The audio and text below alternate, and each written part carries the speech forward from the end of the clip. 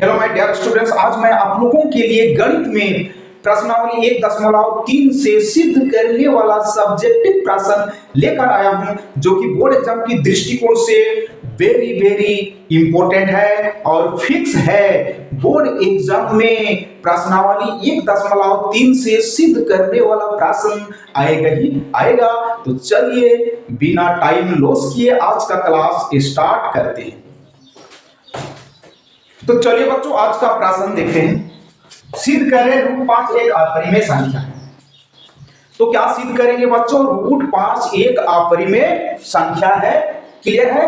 तो आप लोग यहां ध्यान दीजिएगा, यहां हम लोग विरोधी उक्ति द्वारा उत्पत्ति यानी विरोधाभास तकनीक का यूज करके इसको सिद्ध करेंगे। क्लियर है? तो यहां हम लोग उल्टा मानेंगे। क्या मानेंगे बच्चों? उल्टा। रूट 5 एक अपरिमेय संख्या है, तो हम लोग यहाँ क्या मानेंगे? रूट 5 एक परिमेय संख्या। क्लियर है? हल मान लेते हैं, माना रूट 5 एक क्या है बच्चों? परिमेय संख्या है। क्लियर है? तो रूट 5 एक परिमेय संख्या है, तो रूट 5 को हम p बटा q के रूप में लिख सकते हैं, क्योंकि परिमेय संख्या का जो रूप होता है क्या होता है बच्चों? p बटा q होता है। ठीक है, यानी परिमेय संख्या जो होता है p बटा q के रूप में होता है। इसलिए क्या लिखेंगे बच्चों? रूट 5 बराबर p बटा q। और यहां आप लोग ध्यान दीजिएगा, HCF किसका बच्चों? P और Q का HCF कितना होना चाहिए? 1। और Q बराबर नहीं शून्य, यानी Q किसके बराबर नहीं होना चाहिए? शून्य के बराबर नहीं होना चाहिए। क्लियर है? तो अभी यहां क्या करेंगे बच्चों? क्रॉस मल्टीप्लिकेशन करेंगे। ठीक है, तो P एकम p बराबर रूट 5 को q के साथ, तो रूट 5q। क्लियर है? अभी क्या करेंगे? यहां दोनों तरफ वर्ग करेंगे, तो पी स्क्वायर बराबर क्या होगा बच्चों? रूट 5q का स्क्वायर। तो यहां लिखेंगे दोनों तरफ वर्ग करने पर। ठीक है, तो p स्क्वायर बराबर, आप लोग यहाँ ध्यान दीजिए, रूट 5q गुणा रूट 5q होगा। स्क्वायर है मतलब रूट 5q गुणा में 2 बार आएगा। तो रूट 5 गुणा रूट 5 क्या होता है बच्चों? 5 होता है। हम आप लोगों को बताए हैं q गुणा q स्क्वायर होगा। तो यहाँ क्या लिखेंगे? 5q square. ठीक है, q स्क्वायर बराबर p स्क्वायर बट्टा 5 बट्टा के नीचे आएगा।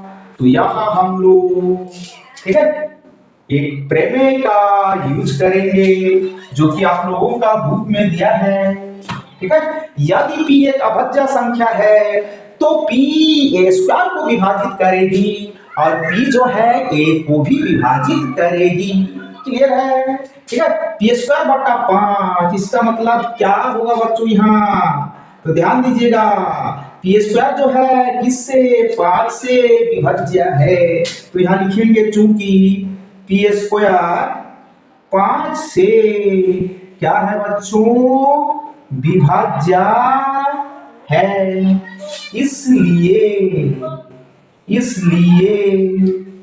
क्या होगा बच्चों? p भी 5 से विभाज्य होगा। क्लियर है? तो हमने यहां, ठीक है, p का विभाज्यता की जांच किए हैं, अभी q का विभाज्यता की जांच करेंगे। क्लियर है?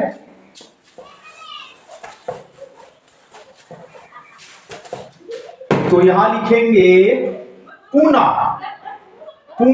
माना p को क्या मानेंगे हैं बच्चों? ठीक है, रूट 5 इसको सिद्ध करें, ये परिमेय है कि अपरिमेय है। ठीक है, तो यहाँ p बराबर क्या मानेंगे बच्चों? 5 8 जहां आर कोई क्या है बच्चों, पूर्णांक है। आर कोई भी पूर्णांक हो सकता है। क्लियर है? तो दोनों तरफ यहां स्क्वायर करेंगे, वर्ग करेंगे। ठीक है, तो यहां क्या होगा बच्चों, पी स्क्वायर बराबर 5 आर स्क्वायर यहां लिखेंगे। दोनों तरफ वर्ग करने पर। क्लियर है? तो पी स्क्वायर बराबर 5 आर का स्क्वायर है। तो 5 आर गुणा में 2 बार आएगा, 5 आर गुणा 5 आर, 5 5 25 आर स्क्वायर। आर का भी डबल करेंगे, आर गुणा आर, तो क्या आएगा बच्चों, आर स्क्वायर। क्लियर है? तो पी स्क्वायर बराबर 5 क्यू स्क्वायर को समीकरण 1 मानेंगे। ठीक है, और यहाँ पी स्क्वायर बराबर 25 आर स्क्वायर, इसको समीकरण 2 मानेंगे। अब समीकरण 1 और 2 से लिखेंगे। अब समीकरण 1 और 2 से आप लोग ध्यान दीजिएगा बच्चों। ठीक है, तो समीकरण 1 में देखिए लेफ्ट साइड पी स्क्वायर है, और समीकरण 2 में भी लेफ्ट साइड पी स्क्वायर है। लेफ्ट साइड बराबर है तो राइट साइड भी क्या होगा बच्चों, बराबर होगा। इसलिए हम यहां लिखेंगे 5 क्यू स्क्वायर बराबर 25 आर स्क्वायर। क्लियर है? क्यू स्क्वायर बराबर 25 बटा 5, ठीक है, आर स्क्वायर। क्लियर है?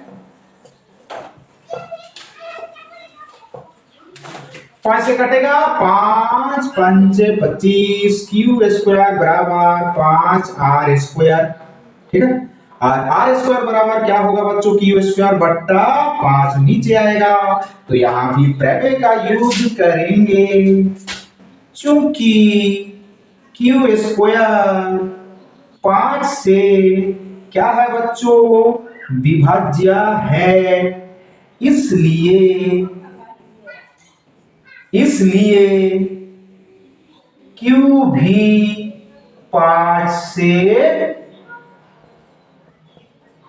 विभाज्य होगा। क्लियर है? तो आप लोग ध्यान दीजिएगा। अतः P और Q दोनों क्या है बच्चों, 5 से विभाज्य है। ठीक है, 5 से विभाज्य है, अर्थात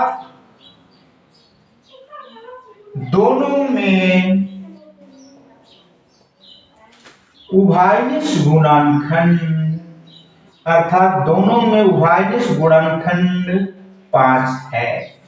ठीक है, तो हमने क्या माना था, P और Q का जो HCF कितना होना चाहिए बच्चों, एक, लेकिन एक के अतिरिक्त यहां, ठीक है, P और Q का उभयनिष्ठ गुणनखंड 5 भी है।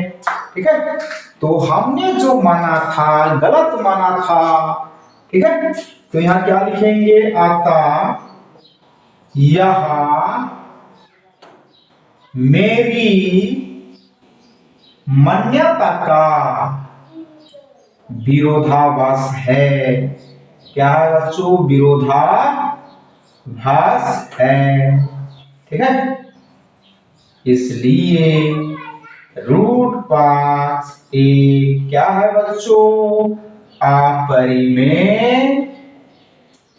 संख्या है। इस तरह से ये क्या हो गया बच्चों, प्रूव्ड हो गया। तो चलिए बच्चों आज का दूसरा प्रश्न देखते हैं। सिद्ध कीजिए कि 3√2 एक अपरिमेय संख्या है। तो यहाँ क्या सिद्ध करेंगे बच्चों? 3√2 एक अपरिमेय संख्या है तो हम यहाँ उल्टा मानेंगे, विपरीत मानेंगे। 3√2 को एक क्या मानेंगे? परिमेय संख्या मानेंगे। क्लियर है? हल माना 3√2 एक क्या है बच्चों? परिमेय संख्या है। ठीक है, तो हमने यहां उल्टा माना है, विपरीत माना है। तो 3√2 एक परिमेय संख्या है तो इसको हम a/b के फॉर्म में लिख सकते हैं। इसलिए 3√2 बराबर a/b। क्लियर है? और यहां ध्यान दीजिएगा, जहां a और b सह अभाज्य संख्याएं हैं और b बराबर नहीं 0। ठीक है, यानी b किसके बराबर नहीं होना चाहिए? 0 के बराबर नहीं होना चाहिए। तो यहां क्या करेंगे बच्चों? क्रॉस करेंगे। ठीक है, a/b और ये 3 जो है, ठीक है, इधर राइट साइड बट्टा के नीचे आएगा और इधर क्या बचा बच्चों? √2। ठीक है, तो आप लोग ध्यान दीजिएगा, चूंकि a, b और 3 क्या है बच्चों? पूर्णांक है। इसलिए क्या होगा बच्चों? a/3b एक परिमेय संख्या है। तो आप लोग यहां ध्यान दीजिएगा बच्चों, a/3b एक परिमेय संख्या है और ये किसके बराबर है बच्चों? √2 के बराबर है। ठीक है, तो a/3b एक परिमेय संख्या है तो √2 भी क्या होगा बच्चों? एक परिमेय संख्या होगा। ठीक है, तो क्या लिखेंगे? आपका √2 भी एक परिमेय संख्या होगा। क्लियर है? ठीक है, तो √2 भी एक परिमेय संख्या होगा। परंतु इस तथ्य का यह विरोधाभास प्राप्त होता है।